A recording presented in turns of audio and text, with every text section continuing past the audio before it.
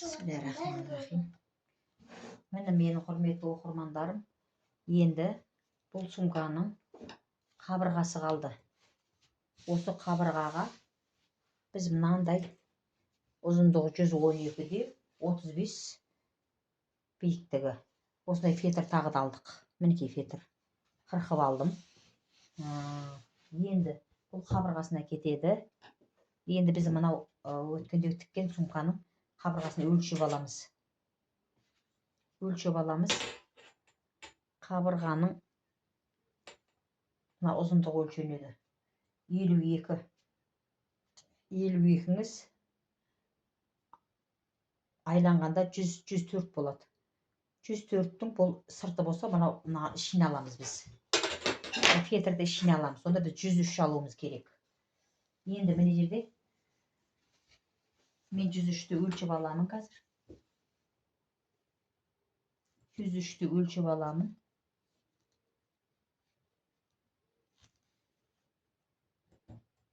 Мына сызықтың бойымен кеп тұр. Мына сіздерге көрініп жатыр ма, көрінбей жатыр ма?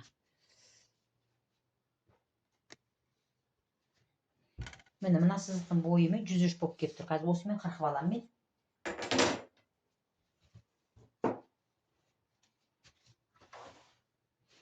Жүзішті өлшеп алдым. Бұрыштарының бәрін шығарып алдым. Енді осы жерден қырқып аламын. Менің сумкамның ішкі қабырғасына 103 кетеді. Міне 103-ті мынандай қылып алдым. Енді осының бір бетіне біз не жасаймыз?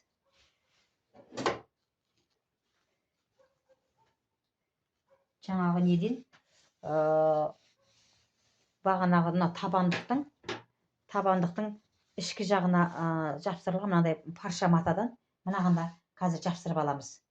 Бетіне жаңағы несін қоям мен, паутинкасын жапсырам, оның үстіне жаңа нені жапсырам. Қазір оны да көрсетемін сіздерге.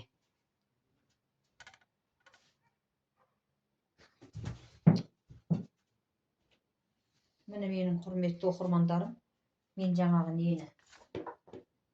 нені кесіп алдым. Мынау паутинканы мынамен бірден. Енді үстіне арақыл қағазды қойып, енді осыны үтікті басып желімдеп аламын, жапсырып аламын да.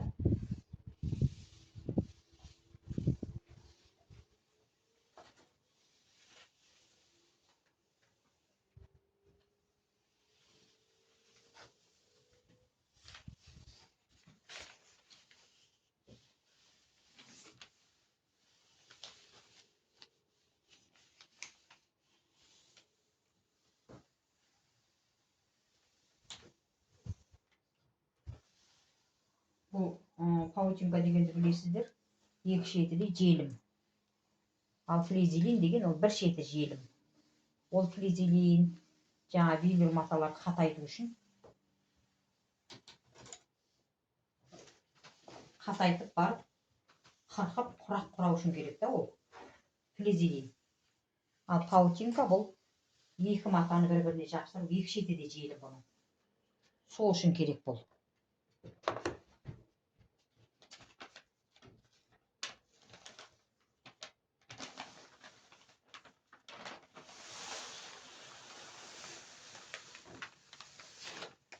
Міне мен мынаны бір жерге тартып алуым керек, себебі мына қағаз маған тағы да керек болады. Мына жағы жабысты. Енді мына жағын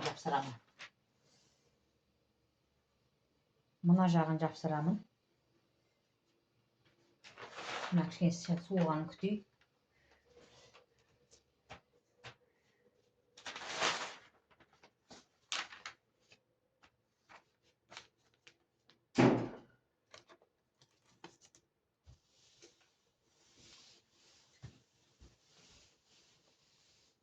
Бұған бу бермейміз. Тек қана қыздырып отырып басамыз. Себебі мына қағаз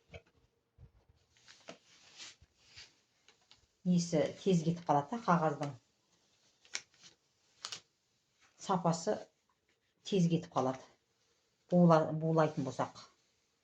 Сол үшін мына ұқсап құрған ыстықпен осы ұқсап басып отырамыз. Міне. Паутинканы жапсырып алдым. Мына бүйтіп алған кезде де жайлай былай алу керек. Себебі бұл мына жапсырып.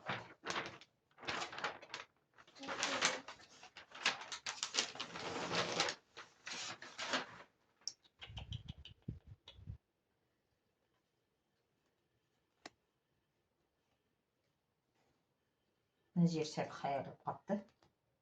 Қазір шөйді алып тастай салайын. Жаңағыдай кішкентай бар ма екен көрші жерде? Қырқылғандар бар ма екен?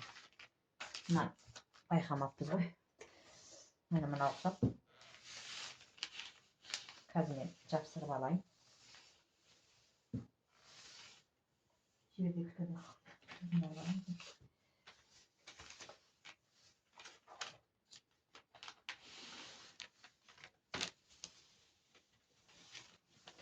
Сосын бұл арақылық қағазбен клейлеген кезде естеріңізде болсын, сурет салынған жақ сыртқа қарайды. Мындай жылтыр жағы неге жаңағы паутинкаға қарайды. Флизеге паутинкаға қарайды бұл.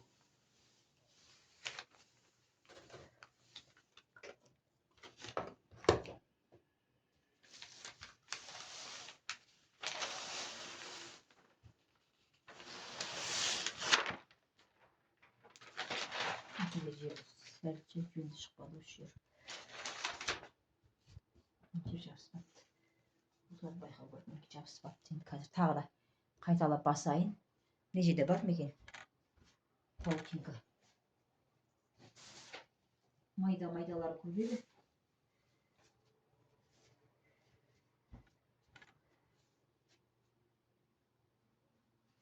Мынадан тағы да кішкентай алайын. Мына жерге шақтап.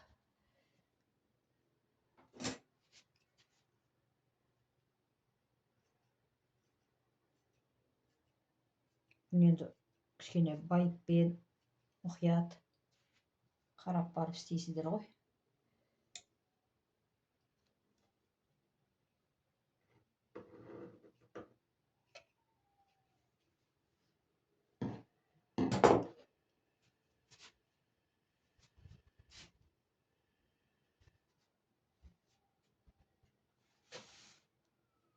Жерге сәл енді жабыспайды. Мінекей өстіп жамап барлық жеріне жапсырып аламыз. Енді мынандай майда шүйде қалған қалдықтарымды тастағым келмейді. Себебі ол желім ғой. Ол керек. Бар нәрсеге керек желім.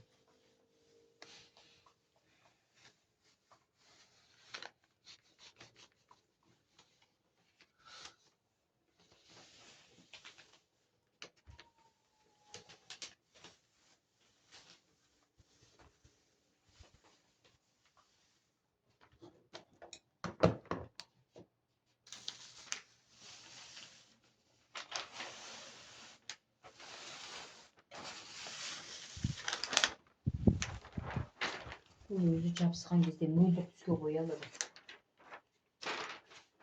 Кейбір жерлерін ұқсап сәл ұзақтау басуымыз керек.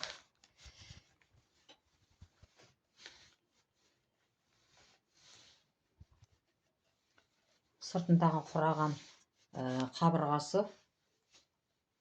қабырғасының ені қазір 52 болып тұр ғой. Сол ашқан кезде 104 болады да. Ал соның мынаны ішіне 1 сантиметр кем етіп аламыз да. 103 қылып алдық мынаны.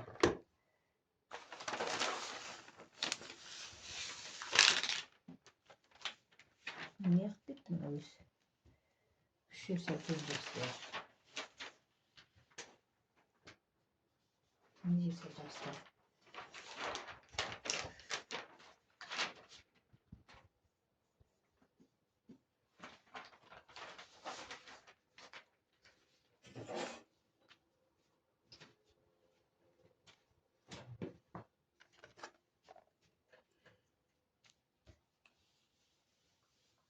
Түтікті мен қосып қойдым, сені барып қолымды ұстап тұрғаным.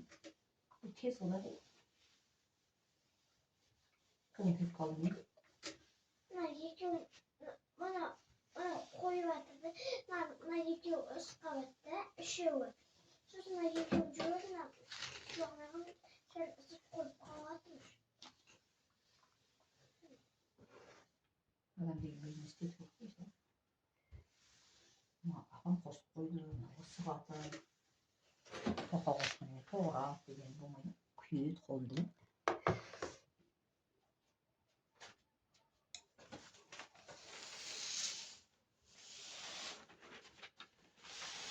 Міне де бұлай. Енді жабысқан шығар. Енді осылай біраз суытып аламыз бұны. Суытып аламыз. Сөйтеміз дағыны. Кішкене суығаннан кейін барып бұған не жапсырамыз енді.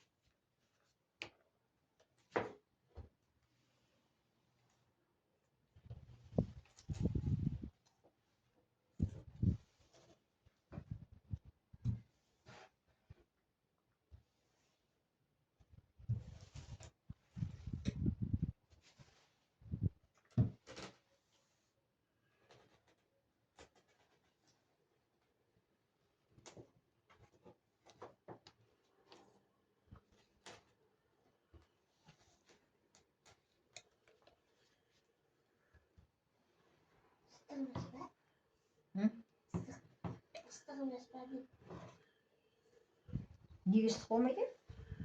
Тоқа қосып қойған сыйды ғой. Жақпасы ше.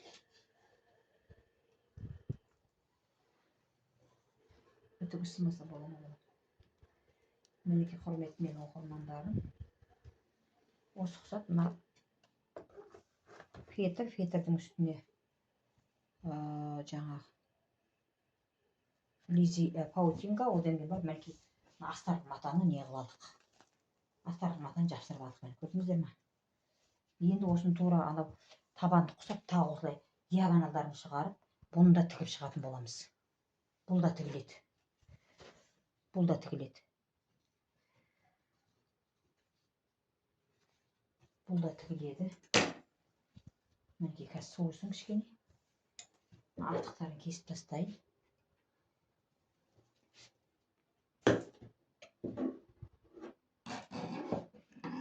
Кішірек қайыспайын.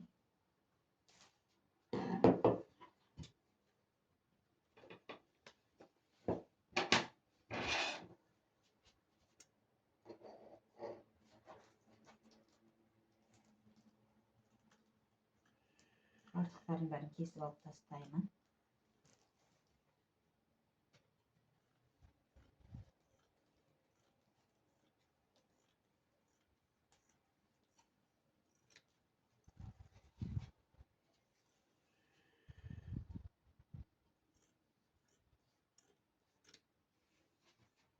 Басқасын бәрін жапсырып алдым. Енді осыны диагоналын шығарып, бұны да тігіп шығамын.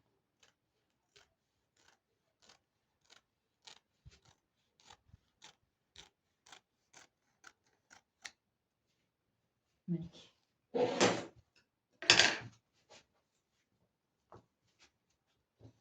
Тура табанды құсап, бұны да енді диагоналдарымен сызып аламын. Сосын мына құсап сызып аламын дағын. Бұны да тігіп шығамын тура сондай.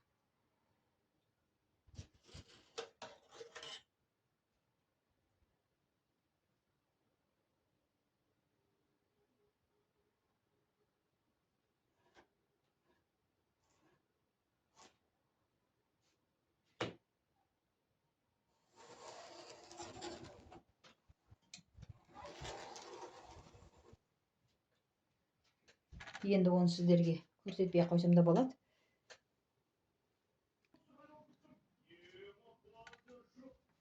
Міне құрметті көрермендерім, сіздерге көрініп тұрса, егерде мен мынаның бәрін не табанды құсап барлығын сызып шықтым. Диагоналмен былай да бәрі сызып шықтым. Енді осыдан мен тігіс жүргіземін осыған. Тура табанды құсап бәріне тігіс жүргізіп шығам. Қазір соны көрсетейін сіздерге. Тігісімді.